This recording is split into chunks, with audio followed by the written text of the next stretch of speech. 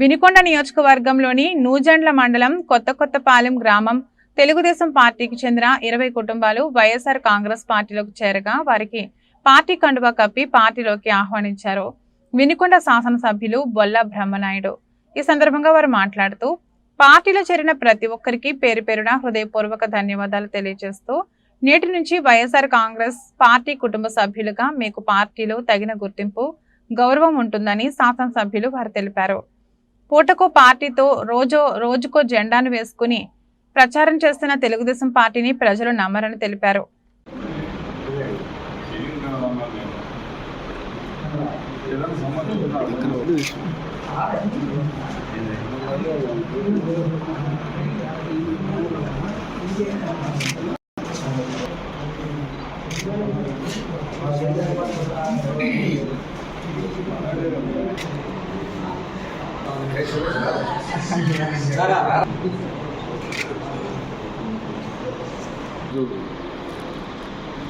కొత్తపాలెం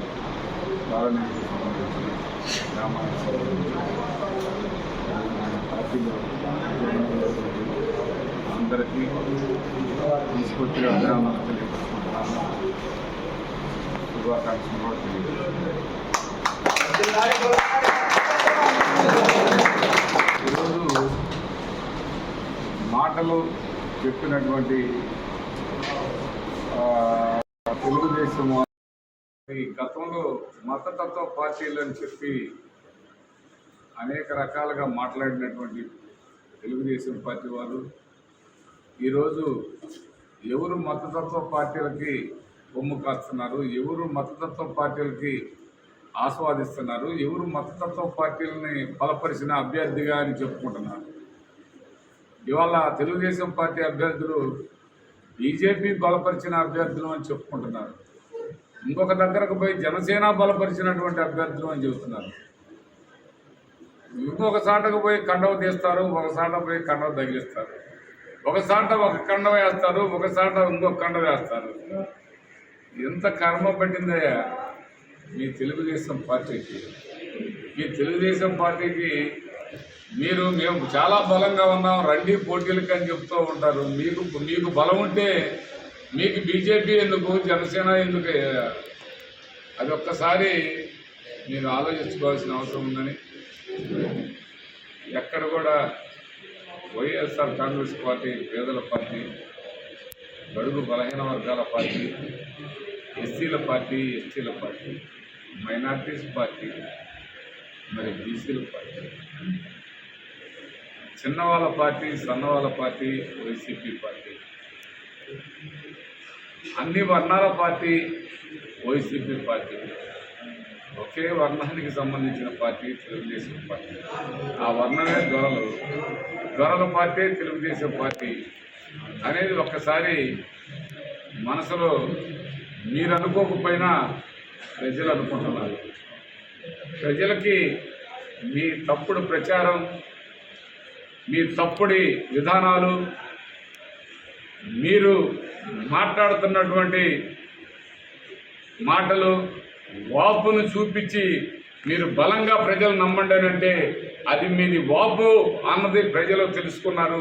అది మీ బలం కాదని ప్రజలు గమనిస్తున్నారని మరొకసారి సందర్భంగా మీకు తెలియపరుస్తున్నారు. మీకెట్లా పచ్చగా కనపడుతుంది, ప్రజలకు అలా కనపడట్లేదు.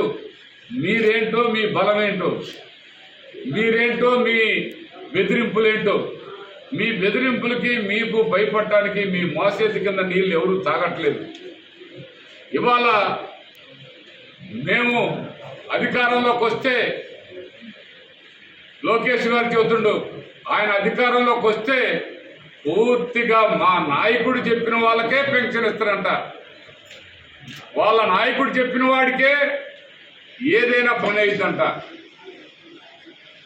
మీరు, మీ నాయకుడు, మీ విధానాలు, మీ తప్పుడు ఆలోచనలు మీకు ఎంతమంది నాయకులు చెప్తే అయినారా? బీజేపీ నాయకుడి కాడికి పోవాలా? మీ తెలుగుదేశం పార్టీ నాయకుడి కాడికి పోవాలా? మీ జనసేన పార్టీ నాయకుడి కాడికి పోవాలా?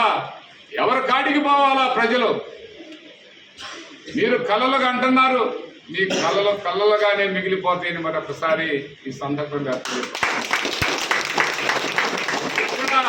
అంతమందిని అడగని అవసరం లేదు, ఎవరిని అడగని అవసరం లేదు, ఎవరి కాళ్ళు పట్టుకొని అవసరం లేదు, ఎవరి దగ్గర యాసించాల్సిన అవసరం పేదవాడికి లేదు. ఎవరైతే అర్హత ఉందో వాళ్ళకి డైరెక్ట్ గా నేరుగా జగన్మోహన్ రెడ్డి గారు ముఖ్యమంత్రిగా ఉన్న ప్రతి ఒక్క బెనిఫిషరీకి అకౌంట్ ఓపెన్ చేసి బటన్ నొక్కితే వాళ్ళ అకౌంట్ లో పడుతున్నాయి. ఏ పార్టీ చూడలా, ఎవరికి ఓటేసేదన్న చూడలా, అందరికీ సొంత కుటుంబ సభ్యులుగా భావించినటువంటి పేదవాళ్ళందరినీ హక్కును చేర్చుకున్నటువంటి ముఖ్యమంత్రి గారు. అలా ఉంటే మీరు మా పార్టీ వాళ్ళకి, మా 3 పార్టీలకి 3 పార్టీ నాయకులు 100 మంది 1000 మంది మా 1000 మందిని అడిగి నీకు పెన్షన్ ఇవ్వాలంటే ఆడికి వచ్చేరికి రూపాయికి మిగిలేది పైసా కూడా మిగలదన్న సంగతి ప్రజలకు బాగా తెలుసు అన్న సంగతి మీరు అర్థం చేసుకోవాల్సిన అవసరం ఉందని తెలుగుదేశం పార్టీ వాళ్ళు, జనసేన పార్టీ వాళ్ళు, బీజేపీ ఈ 3 కండవలకి మీకు అందరికి కూడా ఈ సందర్భంగా తెలియపరుస్తున్నారు.